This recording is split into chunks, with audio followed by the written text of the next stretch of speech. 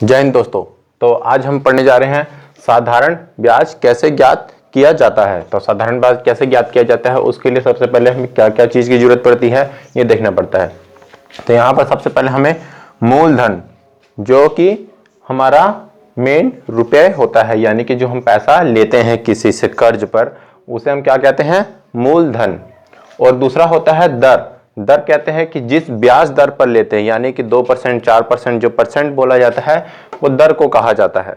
और वो होता है, और अगला होता है हमारा समय, यानी कि कितने समय तक के लिए हम वो पैसा ले रहे हैं या कितने समय तक हमारा ब्याज पड़ेगा, चाहे 4 महीना चाहे 4 साल, समय उस पर कैसे ज्ञात किया जाता है ये साधारण ब्याज में हम देखेंगे।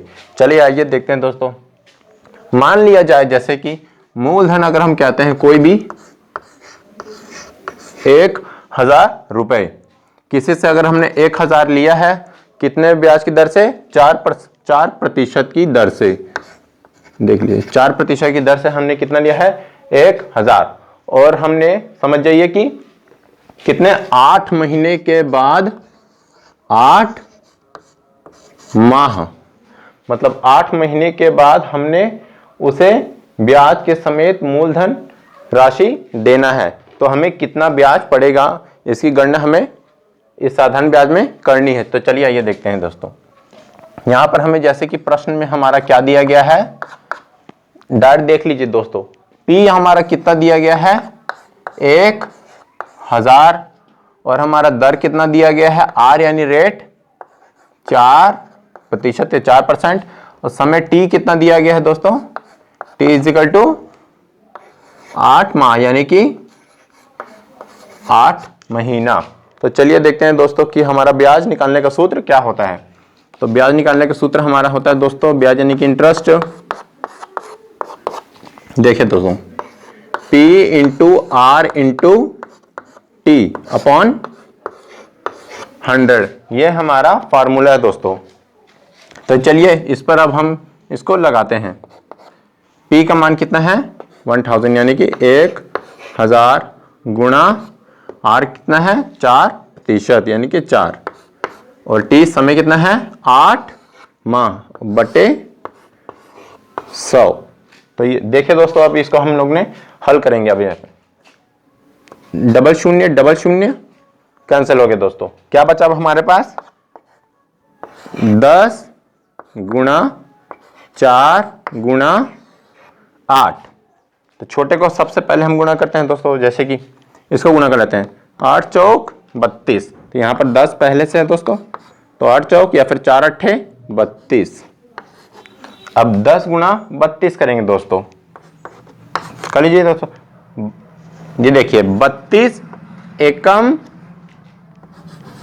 32, ठीक है। अब बचा क्या हमारे पास, 0, तो वो 0 यहां लग गया। ये हमारा क्या है, हमारा ब्याज आया है दोस्तों। हमारा 1000 का 8 महीने में 4% के दर से कितना ब्याज पड़ा है हमें दोस्तों, 320 रुपए। अब हमें इसे इस मूलधन के साथ जोड़ना पड़ेगा। तो हमें कैसे करना है दोस्तों, मूलधन प्लस ब्याज, ये हमारा क्या है,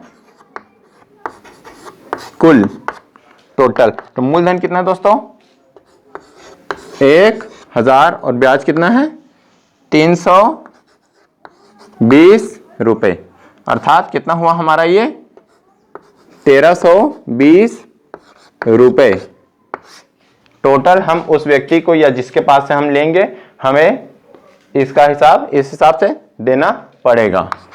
ये हमारा उत्तर हो जाएगा दोस्तों। चलिए आइए एक और प्रश्न देखते हैं दोस्तों।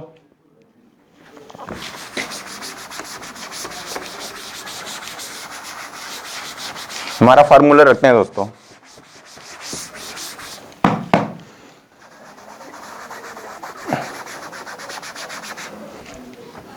अब समझ जाइए दोस्तों, जैसे कि अब हमारा कोई ब्याज है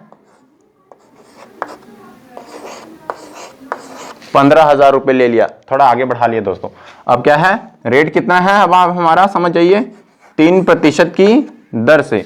अगर समय अगर हमारा बोल दिया गया 1 वर्ष। अगर हमारे ऐसे दे दिया गया है, हमें समय कितना है, 1 वर्ष दे दिया गया है, तो हमें वर्ष को सबसे पहले चेंज करना पड़ेगा माह में। तो 1 वर्ष में कितना माह होता है दोस्तों, तो क्या है 12 माह। माह में चेंज करना अनिवार्य है दोस्तों। तो चलिए देखते हैं, अब हम निकालते हैं इस फार्मूले पे। अब हमारा मान रखेंगे दोस्तों, पी का मान कितना है 15,000 गुणा प्रतिशत दर 3, समय कितना हो गया दोस्तों 12/100। यह पे 2 0 कैंसिल हुआ, बचा क्या 150 गुणा 3 गुणा 12। तब इसको कर लेते हैं गुणा, 12 तिया 36, 36 हो गया। अब इसको गुणा कर लेते हैं दोस्तों। चलिए यहां पर देख लेते हैं, रफ कर लेते हैं। 36 गुणा 15, 5 × 31, हासिल आया 3, 5 × 15, 15 × 3 18, 1 × 6, 1 × 3 0, और ये कितना हो गया 14, हासिल आया 1, ये कितना हो गया 540। मतलब यहाँ पर 540 और 1 0 हमारा बचा है दोस्तों, ये आ गया। तो अब हमारा कितना हो गया एक वर्ष के लिए, वो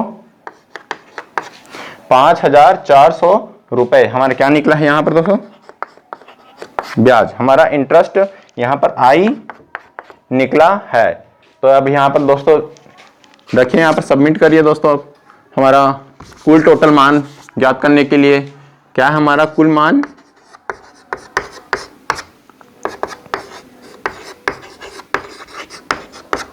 मूलधन प्लस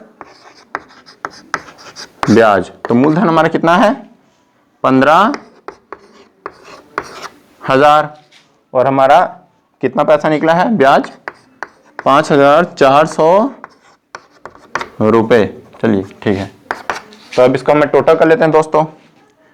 0 0 4 5 बोलता हूँ, 5 5 10 कैरी 1 हो गया 20, यानी कि 20,400 रुपीज, 20,400 रुपए अब हमारा कुल मान निकला है दोस्तों। तो इस प्रकार हम साधारण ब्याज की गणना करते हैं दोस्तों। तो उम्मीद है कि आपको हमारा वीडियो पसंद आया होगा। धन्यवाद दोस्तों।